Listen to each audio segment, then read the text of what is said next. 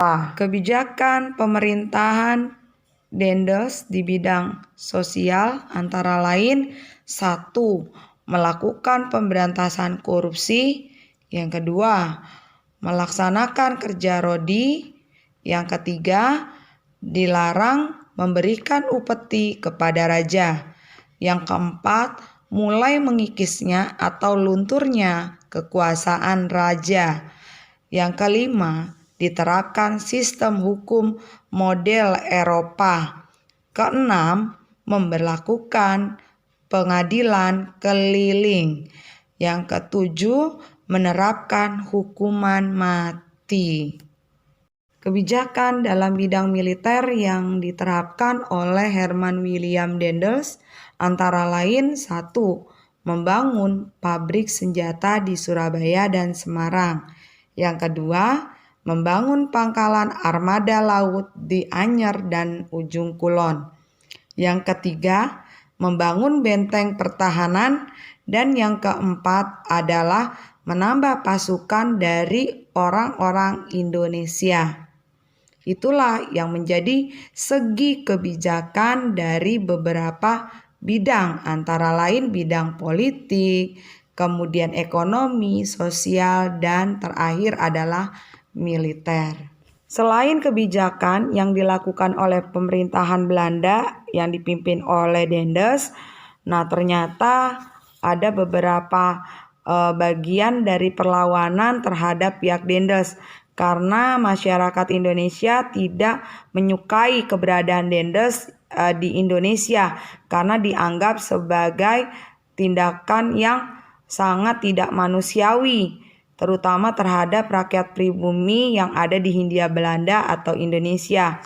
Karena semboyan yang dilakukan yang diperintahkan oleh Louis Napoleon dan Napoleon Bonaparte kepada Dendels itu semua tidak terpakai di Pulau Jawa. Bukan mempertahankan Pulau Jawa, malah membuat resah rakyat-rakyat pribumi yang ada di Hindia Belanda. Seperti dengan adanya kerja rodi atau kerja paksa, dan itu membuat rakyat Indonesia menjadi sengsara dan terbelenggu terhadap penjajahan Dendels. Fungsi dari semboyan liberalité artinya kebebasan, égalité yang artinya kesejahteraan atau kesetaraan, dan kemudian fraternité yang artinya persaudaraan, semua sirna begitu saja karena tidak dilaksanakan oleh pihak Dendels. Untuk itu saya akan menjelaskan apa saja sih yang berkaitan dengan perlawanan terhadap pihak Dendels. Yuk mari kita jelaskan satu persatu. Perlawanan terhadap Dendels. Yang pertama adalah perlawanan rakyat Sumedang yang dipimpin Pangeran Kornel atau Pangeran Kusumadinata pada tahun 1791 sampai dengan 1828.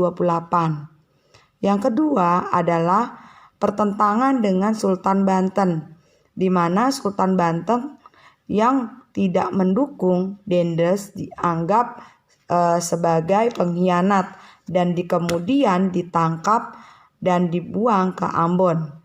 Dan yang ketiga adalah pertentangan dengan Sultan Mataram atau Kesultanan Mataram dengan menggunakan politik divide et impera atau politik adu domba. Sultan Hamengkubuwono II kemudian dipecat dan digantikan oleh Sultan Sepuh sebagai sultan di Kerajaan Mataram. Akibat banyaknya perlawanan dari pihak Indonesia terhadap pihak Dendels, kemudian pihak pemerintahan Prancis yang ada di Belanda maupun di negara Prancis itu sendiri mendengar bahwa pihak Dendels bertindak tidak sesuai dengan apa yang diinginkan pihak Prancis, yaitu untuk melindungi Pulau Jawa. Sehingga pihak Dendels kemudian dipukul mundur dan kemudian dikembalikan ke negara asalnya, yaitu di Belanda. Dan kemudian penguasaan yang ada di Indonesia digantikan oleh William Johnson.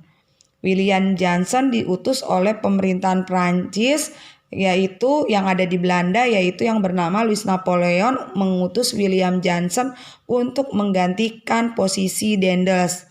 Dalam pergantian dari posisi Daendels, kemudian William Johnson ini akhirnya melakukan kebijakan-kebijakannya di negara jajahan atau Hindia Belanda, yaitu satu, menjual tanah kepada pihak swasta. Yang kedua, memerintah dengan kejam. Yang ketiga, ditarik untuk menjadi panglima di front pertempuran. Dan inilah yang dilakukan oleh pihak William Johnson. Tetapi dalam hal ini William Johnson hanya menjabat selama 1 tahun pada tahun 1811 saja, karena tidak kuatnya pertahanan dan tidak kuatnya kedudukan William Johnson di Indonesia.